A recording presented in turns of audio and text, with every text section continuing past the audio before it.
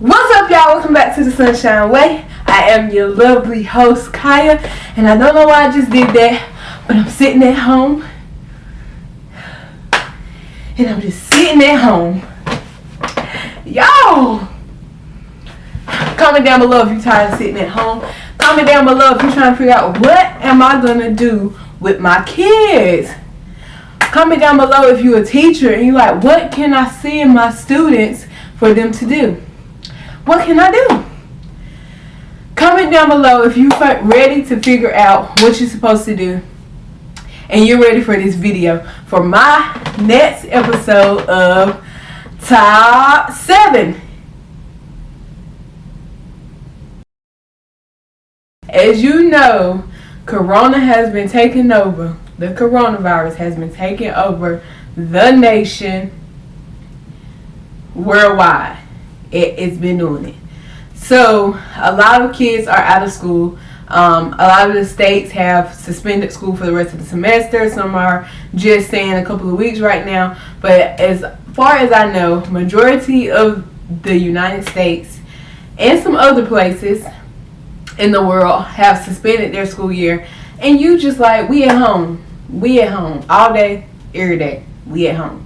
And you're trying to figure out what you need to do. So right here, I've created a little note in my phone of things that you could be doing and that you should be doing in order to have a successful right at home. Now, before I get started, I want you to keep in mind, I am a first year teacher. Another thing I want you to keep in mind, I am a special education teacher. And another thing I want you to keep in mind is I am a millennial. I am not even 25 yet. So my mindset is not like, yeah, I'm about to be like a older mother, and that's how I want y'all to live y'all life. So if you're a student and you're watching this, do not fret, do not fear. I got your back. You can get on your social media. You can watch your Netflix. You can chill. I'm with you. We together. I got your back. So the first thing on my list is to have a plan or a schedule. Now, this is really for my elementary K through 8, so elementary and middle school grades and ages, because they need more structure and more like, scheduled type thing. They're used to being at school and doing certain things at certain times. So having some sort of schedule, and this is also important, is because if you don't have some type of schedule or like, okay, this is how we're going to do this, you'll spend most of your day like either wasting it, or the kids won't really be proactive in doing their work, or they'll feel like you're forcing them to do their work. So I think it's important if you set aside time like, okay, we're going to wake up at 9 o'clock, 10 o'clock, 8 o'clock, whatever time in the morning. We're going to eat our breakfast, whatever. And then from 9 to 9:30 or 9 to 9:45, we're going to do our work. No student should be spending more than 45 minutes on each subject every day. Because if you do, you're going to feel like, oh, I'm sitting here for 5 hours straight. Because when you're at school with your friends, you're at school with a different teacher. But at school, you kind of like having fun, so time is moving by fast and things like that. You have breaks, recess, lunch, and all those things. So you don't have that at home. You're just sitting at home. So it is important to have that structure, that schedule of like, okay, I'm going to learn. And once I sit down for this 45 minutes and work on this, then I can sit down and work another 45 minutes for something. Or I can have a snack, watch a show, or get 15 minutes on Instagram or something like that. And then I'll spend 45 minutes doing social studies.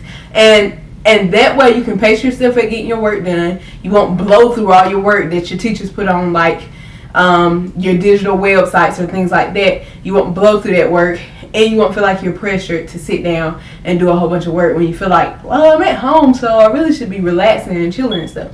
So that's the first thing on my list, is have a schedule and a plan. The parent and the student, or the parent and the child, should make that up and follow that and stick to that, and it'll make it more free, more fun, more relaxing. Number 2 is get outside or play board games. So when I say get outside, I know teenagers, they don't want to go outside and go play in the dirt like they in first grade. That's fine, but just get outside. It's starting to get warmer, so get outside. Just sit outside, chill, breathe in that fresh air. Let the sun and that natural air heal your body, give you that good energy.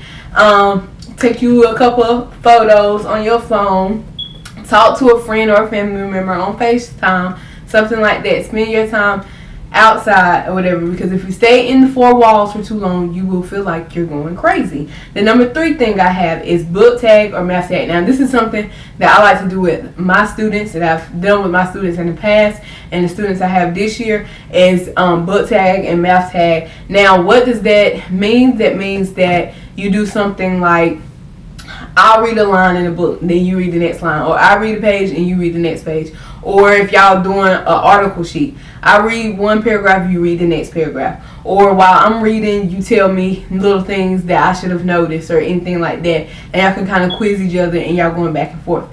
Math tag is something very similar. What you're doing is you do a problem. So I do 6 times 6, and I show you how to figure that out. And then you do 5 times 2, and you show me how you figured it out. And this can be done from kindergarten, where you add in 1 plus 1, all the way up to 12th grade, where you're doing calculations and expressions, and you graphing this and charting this and stuff like that. So it can be done with any grade, and I definitely vouch for book tag or math tag, because it kind of gets the kid thinking. It gets to show them a different way to solve a problem, and kind of just gets them interested and a little bit of competition with the person that they're tagging with. So that's my number 3. My number 4 is search in Google. I know people, and I'm probably going to get so much backlash to this, like, those are not verified resources. Don't use those. Excuse me. But we have some parents, and we have some staff in general who, like, don't know every single thing in the world. Nobody knows every single thing in the world. So if they need help, it doesn't matter if it's a verified resource. If it shows them how to correctly get an answer, that's all you need. I mean, what verified resource do you need to teach somebody how to do multiplication? I'll wait. Exactly, none. So definitely go into Google and just kind of search around, like, at the different websites of games for math and reading, that just kind of get kids interacting and interested and learning. Because what you don't want, I'd rather kids spend all day on math games and reading games than not touch any type of literacy or math at all. You feel me? Like, that's what I would want, because at least their mind growing and they're reaching for something, you know. Because what you don't want is for a kid to shut down at home, because what parent who's not a teacher themselves wants to argue back and forth with their child? Like, no. So that's why I said, like, don't sit at home for 8 hours in your books. Like, don't do that. 8 hours straight in your book. Don't do that. That's not realistic. That's just not realistic. So, and you want to promote creativity. You don't want to create robots who saying 2 + 2 is this. Like, you know, you don't want to create that. You want to create creative minds who can critically think and make problem solve on their own. That's what you want to create, and that's what these things that I'm listing is going to create. I'm not trying to tell you what to do, and I'm not trying to tell you to spend all 8 hours of your day reading a 400 chapter book. Like, no, we're not going to do that. You also can incorporate your science and math together, your reading and social studies together, or you can do your social studies, science, and reading together, and then do your math separate, because those things can intertwine into each other. So that's another thing to think about. On top of, another thing to think about is if your student teacher, your child's teacher, has provided online resources or online content for the students to complete, like homework to complete, classwork to complete, or whatever. Make sure you are doing those and you fit those into your schedule. And then the other things on this list, like, you know, you just push them in to different places. Number 5, if your child has foundational needs, work on those. So, as I just said in the beginning of this video, I am a special education teacher. So, I have a lot of students who work on certain things. And honestly, all students, as I've worked with several different students for 3 years now, I've seen, like, it doesn't matter who the student is, where they come from, what level they're at, they all still need that review on foundational skills and skills that are concrete that you build on top of as they grow older or as they move up to the next grade. those foundational skills, sometimes the kids forget about them because they're so busy working on this, they forget to go back and to think about certain things, or they don't think about how they say certain words or how they write certain things. So going back to those foundation skills, you don't have anything else to do. Take out a piece of notebook paper, let them do that old-fashioned paragraph, and make sure all the grammar is correct, the sentence structure is correct. Math, sometimes kids are so used to using calculators now and using digital things now, they forget how to do mental math. Challenge your child on doing mental math, whether they're in 12th grade or they're in kindergarten. They can all do it and all benefit from it. Number 6, play with food. This is more for my elementary age, but playing with food really sparks the level of thinking, and it really sparks a kid's interest in memory, because we're always intaking. We're born and where we intake, and then we exit things out. And so by eating food, like, it just really hits that memory spot, and on top of that, like, it makes it fun for the kid to like play with. So plus we all hungry. If you're sitting at home all day, you already know you eat. So take those goldfish and group them up, use them for multiplication or addition, or to identify colors or something like that. You know what I mean? Like, use what you have at home. Don't feel like you got to go out and buy everything, and also don't feel like you need Wi-Fi. If you cannot get Wi-Fi and you cannot get to digital resources, a lot of these things I said you can do from your mental math. You can do from your mental and your prior knowledge that you have or that your student has, and y'all can work with what you got. Another thing is, if you have any books in your house, or if your library is still open, go ahead and try to grab some of those books, so you can have some resources if you don't at home. And then number 7 is projects to present small. So this is for my family who has 2 or more, and it also can be for an only child. But if it's for an only child, then like one of the parents will have to participate. But when you have a large family, sometimes things can be hard. And so on like a Monday or a Tuesday or a Wednesday, and you give the kids like 2 or 3 days to work on a project, and they can do it based off math, social studies, whatever, or you can tell them they have to include all 4 subjects, and they can work on this project, and then their ending goal is to present it kind of like in a presentation, talent show way, and they're showcasing something that they learned and something they want to verbalize. This will increase the child's confidence. This will also increase their ability to think, and then it'll also like get them prepared for public speaking, and also show them that they can start something and that they can finish something. Even if they don't have much, you can do something with what you have. And so I'm going to go over my list real quick, and then I have something else to say about like social media, screen time, all that stuff. So number 1 is have a plan or a schedule. Include those things that you have from your school, whether the teachers or your school system is sending stuff out, and then also do that. Okay, we're going to do 30 to 45 minutes on this subject, 30 to 45 minutes on this subject, whether y'all take breaks in between or if y'all do it straight.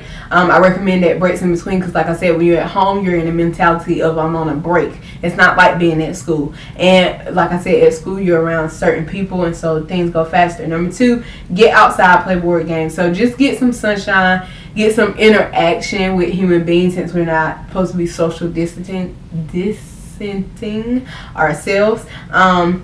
Number 3, book tag or math tag. That's when you do one thing, your child or your student does one thing, or if it's done between siblings, you do one thing, the other person or friends, you do one thing and the other person does another. Y'all just keep going back and forth, showing each other new things. It's really peer mediation, peer